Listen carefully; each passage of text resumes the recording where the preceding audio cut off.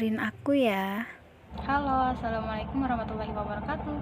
Perkenalkan, nama saya Humairah Husnul Khotimah. Saya mahasiswa UIN Antasari Banjarmasin. Saya Fakultas Ekonomi dan Bisnis Islam, jurusan Asuransi Syariah, angkatan 2019.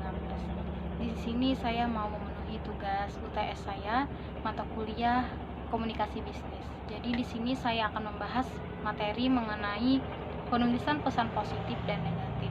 Nah, dari sini saya akan menjabarkan beberapa poin yang akan saya sampaikan. Yang pertama, pengertian pesan rutin. Yang kedua, strategi permintaan pesan rutin. Yang ketiga, contoh permintaan pihak internal dan contoh permintaan pihak eksternal. Yang keempat, pengertian ragam dan tujuan dari pesan negatif. Yang kelima, cara penulisan dan penyampaian pesan negatif. Yang keenam atau yang terakhir yaitu penjelasan cara melakukan penolakan seperti permintaan rutin, klaim, lamaran kerja, menangani berita buruk tentang transaksi, dan pencemaran nama baik.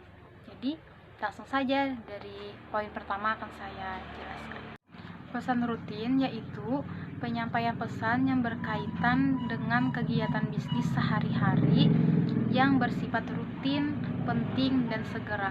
Jadi pesannya ini harus kita sampaikan sehari-hari, seperti kayak pamflet, seperti brosur, itu kan kita perlu menyebarkannya hari-hari.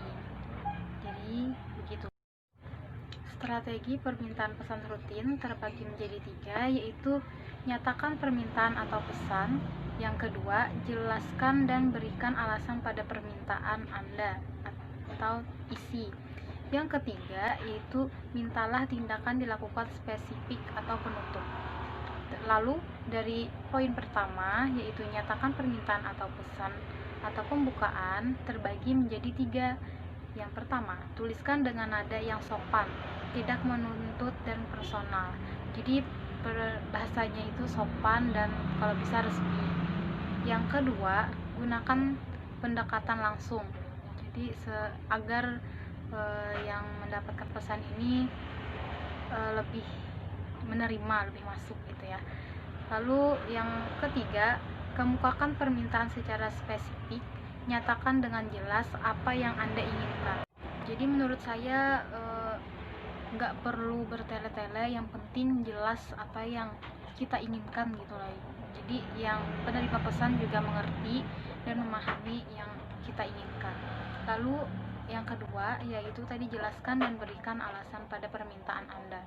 Nah, di sini terbagi lagi menjadi 3. Yang pertama, jelaskan alasan permintaan Anda penting. Jadi kita harus mencantumkan gitu. Kalau permintaan kita ini penting, jadi si penerima pesan harus merespon.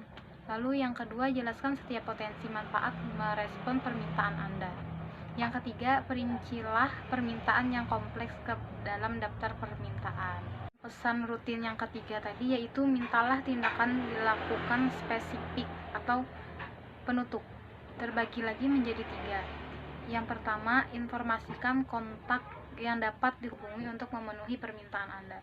Jadi di pesan itu kita harus mencantumkan kontak kita yang dapat dihubungi oleh si penerima pesan. Lalu yang kedua, ekspresikan rasa terima kasih Anda. Jadi di pesan kita itu ya kita ucapkanlah pesan berterima kasih kepada si penerima pesan. Lalu yang ketiga, nyatakan dengan jelas tenggang waktu permintaan Anda. Jadi batas waktu permintaan kita ini sampai mana ini? Seperti kita menyebarkan tanggal 8. Lalu batasnya itu mungkin pada tanggal 12. Jadi untuk tanggal 13 sudah tidak bisa lagi. Gitu. Ya, poin ketiga yaitu jelaskan pengertian ragam dan tujuan dari pesan negatif. Nah, jadi pesan negatif atau buruk adalah kesan yang mempunyai dampak kurang menyenangkan bagi audiens. Jadi mungkin kurang sopan di suratnya itu, jadi dinamakan pesan negatif. Lalu pesan negatif lazimnya disusun dengan pendekatan tidak langsung atau induktif, tetapi juga dapat pendekatan langsung, jadi tergantung. Lalu ragam pesan negatif itu terbagi menjadi 5. Yang pertama, negatif tentang masalah bisnis rutin, kenaikan harga, produk cacat, produk kadaluarsa. Yang kedua, berita negatif tentang pesanan, seperti tidak dapat memenuhi atau seluruh pesan. Yang ketiga, berita negatif tentang orang, seperti menolak lamaran kerja, menolak memberikan rekomendasi. Yang keempat, bad news tentang penolakan, seperti penolakan kerjasama, klaim. Cara penulisan dan penyelesaian pesan negatif. Jadi di sini saya akan menyampaikan dulu cara penulisan pesan negatif.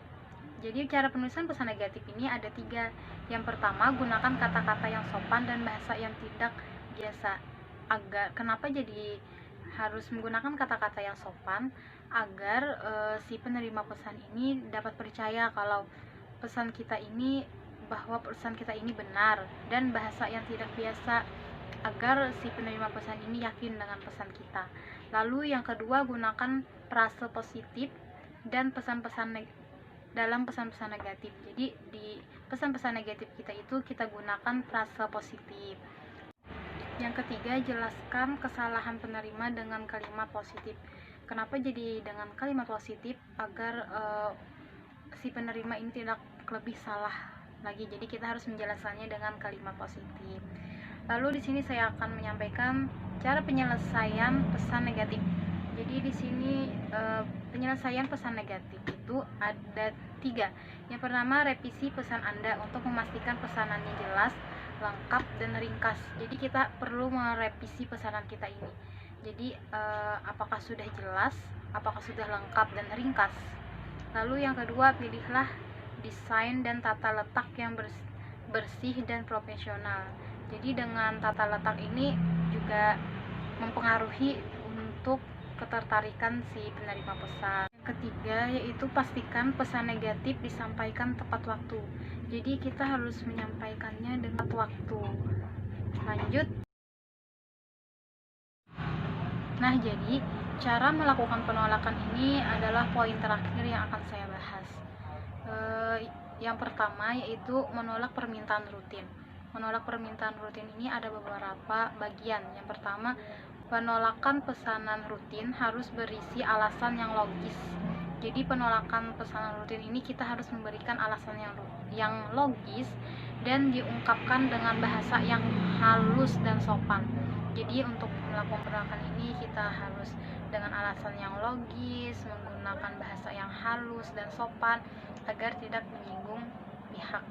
Itu kan agar juga hubungan baik terhadap terbina atau yang terlibat. Lalu pendekatan langsung baik digunakan karena pesan rutin membutuhkan respon cepat. Pendekatan tidak langsung baik digunakan bila Anda telah memiliki hubungan yang baik dengan orang yang mengajukan permintaan. Lalu cara merespon. Jadi bagaimana nih cara meresponnya gitu. Lalu yang selanjutnya, fokus pada permintaan yang paling penting. Jadi kita ini harus fokus ya pada permintaan yang paling penting. Lalu bila masalah telah ditutup, jangan menyiratkan bahwa pesan itu masih terbuka. Yang terakhir, tawarkan ide-ide alternatif jika kita mampu untuk memberikan ide alternatif tersebut.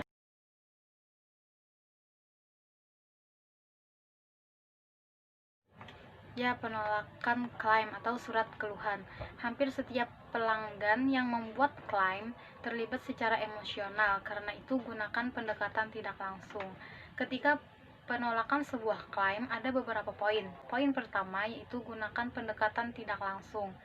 Lalu yang kedua, tunjukkan pemahaman Anda tentang keluhan. Jadi tunjukkan nih apa yang Anda pahami mengenai yang Anda keluhkan. Lalu yang ketiga, jelaskan alasan Anda menolak keluhan tanpa bersembunyi di balik kebijakan perusahaan. Jadi kita ini harus menjelaskan alasan kita untuk menolak keluhan tersebut.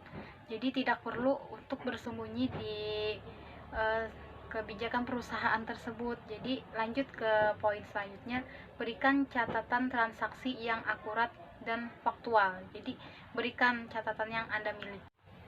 Selanjutnya, kita harus menekankan bagaimana cara masalah itu seharusnya ditangani, bukan memikirkan kesalahan dari pelanggan.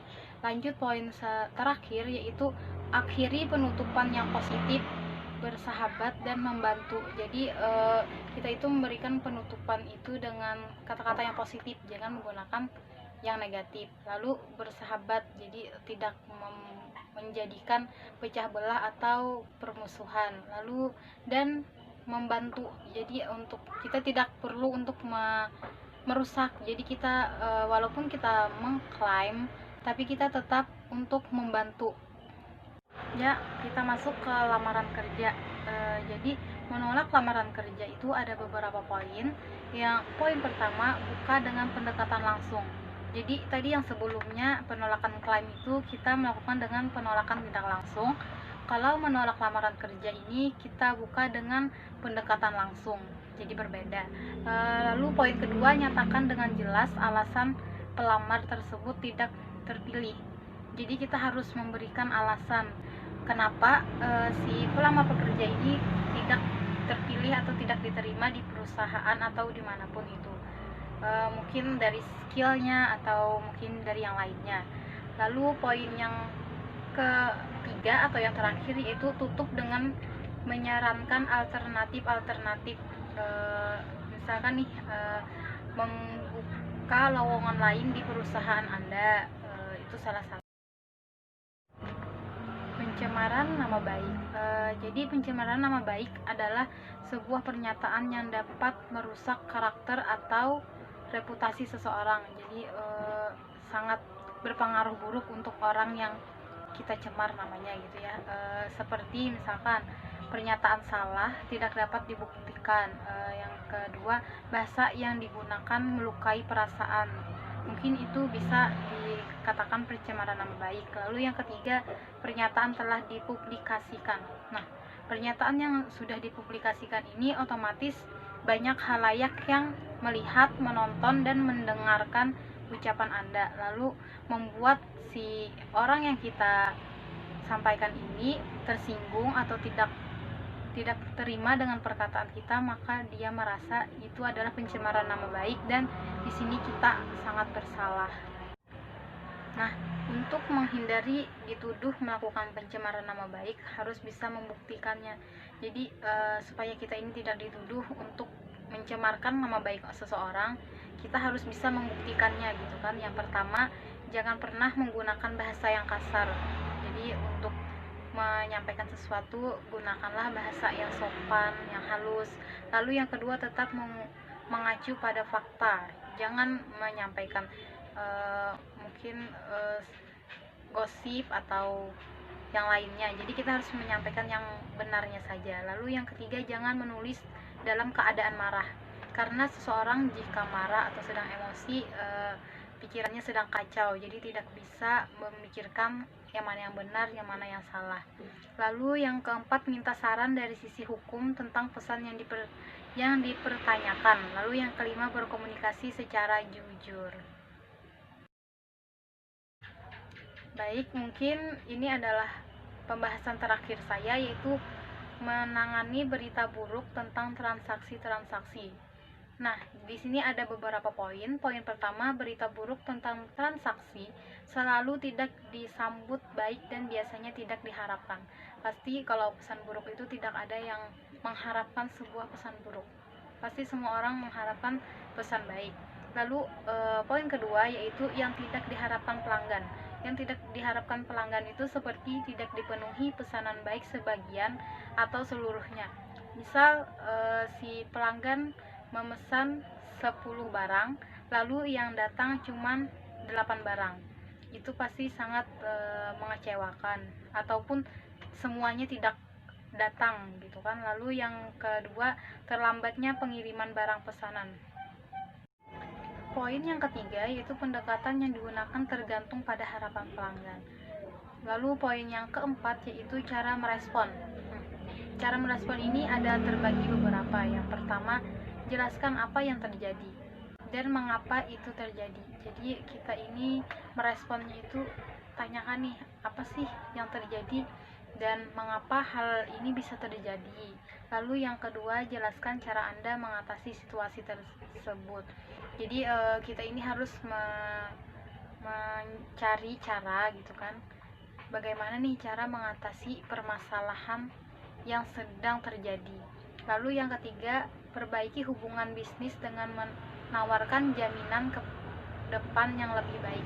Jadi agar tidak terlalu rusuh, jadi kita memberikan jaminan ke depannya agar lebih baik lagi kepada pelanggan. Dan yang pasti kita harus meminta maaf kepada pelanggan apabila walaupun organisasi kita ini tidak melakukan kesalahan, atau sebaliknya kalau kita melakukan kesalahan kita perlu. Dan semoga hasil atau nilai dari UTS saya bisa mendapatkan nilai yang baik. Terima kasih kepada Bapak, kepada dosen pengampu, kepada kawan-kawan yang telah menonton. Semoga kita bisa menjalankan ilmu yang kita pelajari selama ini. Mungkin saya yang sudah masuk ke semester 3 dan akan masuk ke semester 4. Saya juga mau meminta maaf kepada kawan-kawan dan juga kepada Bapak apabila materi yang saya sampaikan mungkin banyak kurangnya atau kurang jelas saya menjelaskan. Saya mohon maaf dan mohon kemaklumannya.